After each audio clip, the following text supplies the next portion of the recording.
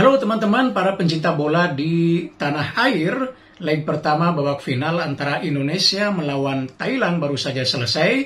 Dan seperti kita ketahui bersama, anak-anak Garuda Muda akhirnya harus mengakui keunggulan Thailand karena mereka kalah dengan cukup telak 0-4.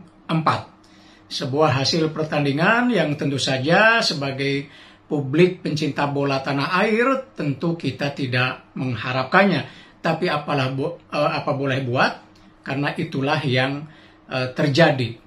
Nah, kalau coba kita analisis mengapa anak-anak asuhan Sintayong itu begitu mudah kebobolan atau tidak mampu bangkit dari ketertinggalan, mungkin ada beberapa hal yang bisa kita katakan ya. Pertama adalah gol cepat dari Thailand. Di menit pertama saja, anak-anak timnas Thailand itu langsung menyerang dan hampir saja terjadi gol. Dan itu tentu sangat mengagetkan. Dan kemudian ketika di menit pertama itu selesai, Thailand kembali melakukan serangan dan pada akhirnya berbuah gol di menit kedua.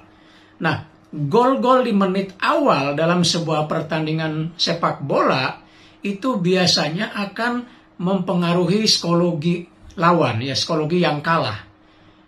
Nah, dalam konteks ini persoalan mentalitas akan berbicara.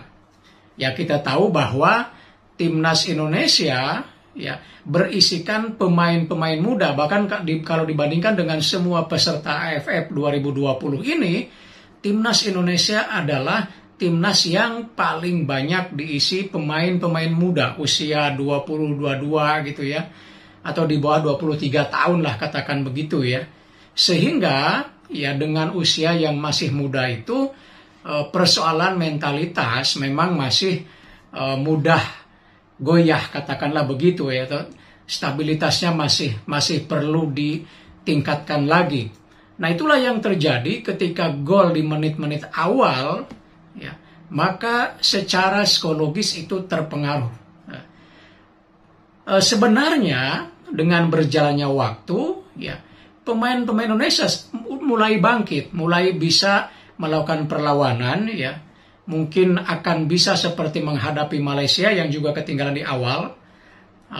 Tetapi sayangnya, nah ini tim Thailand kan terkenal dengan kekokohan barisan pertahanan, kemudian serangan balik yang tajam.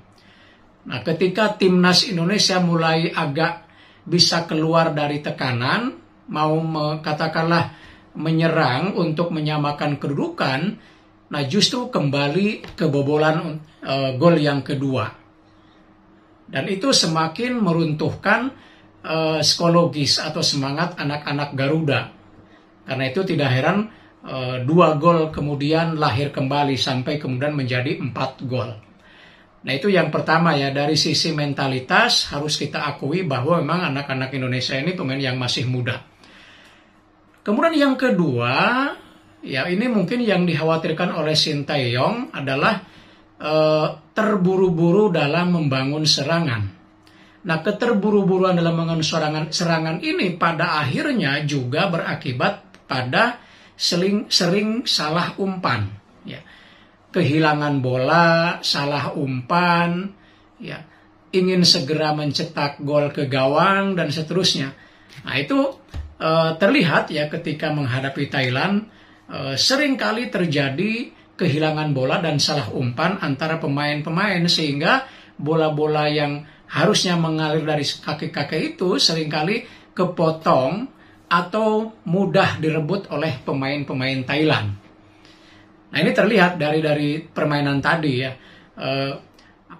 keterburu-buruan dalam membangun serangan itu berakibat fatal ya.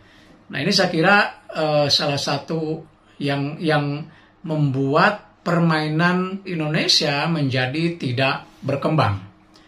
Nah, faktor yang lainnya saya kira absennya Pratama Arhan memang terlihat sangat berpengaruh ya ke dalam tim nasional Indonesia.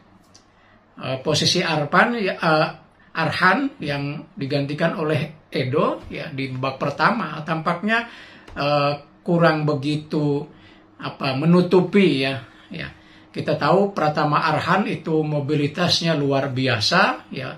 Meskipun dia seorang bek kiri, tetapi juga sangat mobile, ya.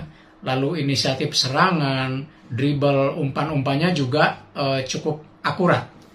Nah, kita lihat ketiadaan Arhan di pertahanan kiri Indonesia itu sering dimanfaatkan oleh para penyerang Thailand atau anak-anak Thailand membangun serangan dari sebelah kiri pertahanan Indonesia, dan itu seperti lubang yang mudah dimasuki oleh Thailand.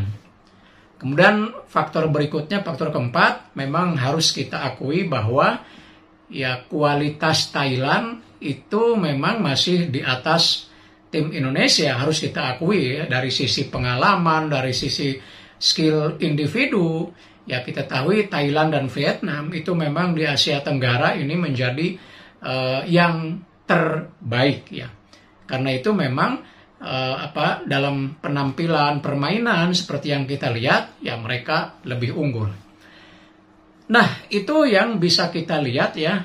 Tapi bagaimanapun timnas tidak boleh patah semangat, ya. Masih ada leg kedua, betapapun itu akan sulit untuk melakukan perlawanan, ya minimal 4-0 kalau mau seri, kalau menang mana 5-0 gitu ya.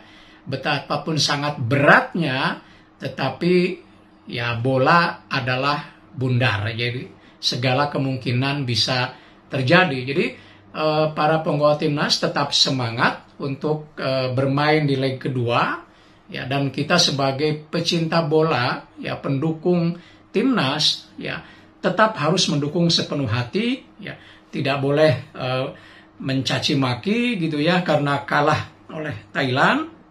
Tetap kita berada di belakang timnas beserta pelatihnya Shin Tae-yong.